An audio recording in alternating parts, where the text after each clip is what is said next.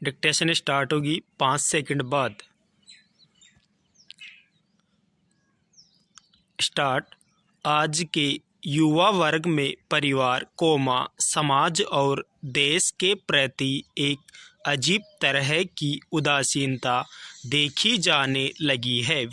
उन्हें देखकर कभी कभी लगता है जैसे हमारा ही जमाना सही था। कम संसाधन थे तो क्या हुआ, जीवन जीने की अद्भुत कला थी हमारे अंदर। संयुक्त परिवार के अपने सुख थे, सब एक दूसरे की आंखों के सामने रहते थे, फिर भी खुश। खेलने के लिए खुले मैदान थे, जहां दोस्तों का जमावड़ा हुआ करता था। पर्व त्योहार में एक गजब की रौनक दिखाई देती थी। साथ साथ रहने के कारण एक दूसरे की अच्छी समझ और परख थी। किसी समस्या के आने पर हम सब मिलकर उसका निदान ढूंढते थे। निजता क्या चीज होती है, हमें नहीं पता था। हालांकि अलग तरीके से इसका ख्याल रखने वाले भी थे। पता बस इतना था कि जो है, उसमें मस्त रहो। अब ऐसा कुछ भी नहीं दिखता। समय के साथ सब कुछ बदल सा गया है। आज के माता पिता अपने बच्चों को बचपन से ही अलग कमरा देने लगे हैं,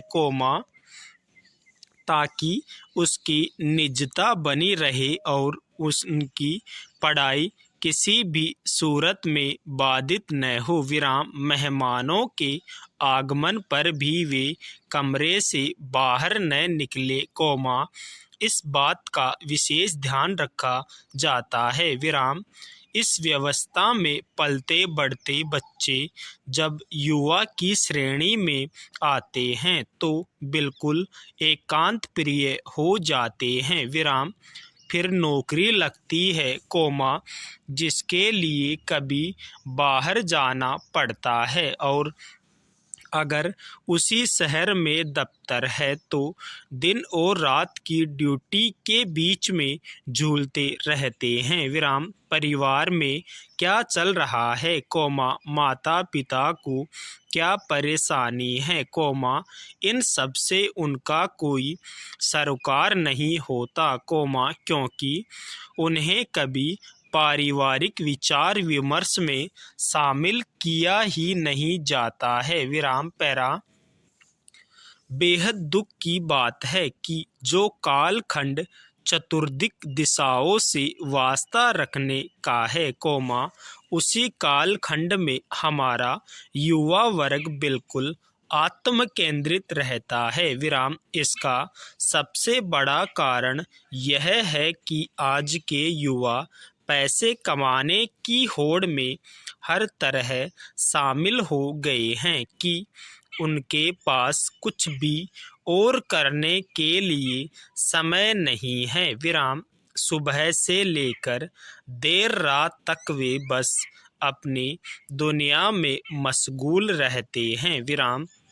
इस आपाधापी में सब कुछ पीछे छूटने लगता है, नाते रिश्ते, दोस्त, सब पुरानी बातें हो जाती है। इस तरह की निरस दिनचर्या कुछ लोग ज़्यादा दिनों तक नहीं झेल पाते हैं। नतीजा होता है कि वे तनाव और अवसाद जैसी विकृतियों के शिकार हो जाते हैं। हालांकि थोड़ा करीब से देखा जाए तो इसमें आज के युवाओं का कम और उनके माता पिता का दोष ज़्यादा नज़र आता है। अपने से दूर करने वाली शिक्षा आमतौर पर उन्होंने ही दी होती है बच्चों को, बचपन से उन्होंने पढ़ाई करने के अलावा कुछ भी नहीं सिखाया होता। बच्चों के सामने ही खुद मर मर के काम करते रहते हैं और बच्चों को किताबों से सिर नहीं उठाने देंगे। बच्चों के परीक्षा के नतीजों से लेकर नौकरी में उनकी ऊंची तनख्वाह तक से अपनी प्रतिष्ठा उन्होंने जोड़ ली है। ऐसे में अगर विदेश में किसी बड़ी कंपनी में करोड़ों का पैकेज मिल जाए तो सोने पर सुहागा। फिर तो पड़ोस में खबर का विस्तार करने में असीम सुख मिलता है। मैं ऐसे कई माता पिता को जानती हूँ जो अपने बेटे बेटियों के विदेश में रहने की बातें बड़े गर्व के साथ करते हैं। लगता है जैसे उन्होंने जग जीत लिया और उनका जीवन सफल हो गया। सारे सपने पहले उन्होंने ही देखी। फिर बच्चे को दिखाया।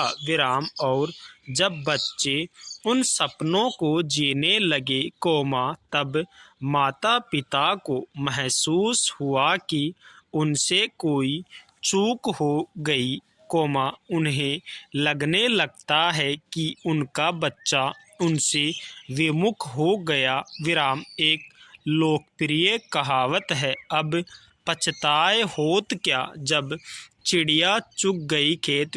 पैरा सामाजिक प्रशिक्षण एक ऐसी चीज है कि बच्चे के जन्म लेने के बाद हम जैसा माहौल उन्हें देते हैं जैसा विचार उनके भीतर भरते हैं उसी से उनकी मानसिकता का निर्माण होता है। उसे से उनके सोचने समझने और मनोविज्ञान की दिशा तय होती है। इसलिए अब आवश्यक है कि हम अपने बच्चों को ऐसी शिक्षा की ओर अग्रसर करें जिससे वे संपूर्ण नागरिक बन सके। उन्हें किताबी ज्ञान तो दे ही लेकिन सामाजिकता का पाठ भी पढ़ाए। उन्हें ज्ञानी बनाने के साथ शिक्षित भी बनाए। आत्मनिर्भर बनाए घर के काम सिखाए रसोई की चीज़ों की पहचान कराए साथ ही दया सहानुभूति सद्भावना कृतज्ञता आदि मानवीय मूल्यों की अहमियत भी बताए। उन्हें जीवन में उतारने के लाभ बताए। उन्हें यह भी बताए कि आपसी मेलजोल से और एक दूसरे का ख्याल रखने से जीवन कितना खूबसूरत बन जाता है। सबसे अहम कि उनके साथ विचार विमर्श करे। घर की समस्याओं से उन्हें अवगत कराए। समाधान ढूंढने में उनकी मदद ले। देश की समस्याओं पर भी उनकी राय जानने की कोशिश करे। पैरा ऐसा करने से हमारा युवा वर्ग सक्षम और संवेदनशील बनेगा। जिंदगी की तमाम चुनौतियों का सामना बिना गिला शिकवे के हंसते हंसते करेगा। ऐसा युवा वर्ग परिवार समाज और देश सबके काम आएगा। पैरा ओमिक्रॉन कितनी तबाही फैलाएगा इसका अंदाज़ा तो हम नहीं लगा सकते लेकिन इस पर चिंतन अभी भी चल रही है। इसका डर लोगों के अंदर अभी से बहुत फैल चुका है। ओमिक्रॉन के कारण ही तमाम कंपनियां परेशान है। एक बार फिर इससे आपूर्ति श्रृंखला बाधित होने की आशंका है। नतीजन महंगाई अब सबसे बड़ी चिंता का विषय बन गया है।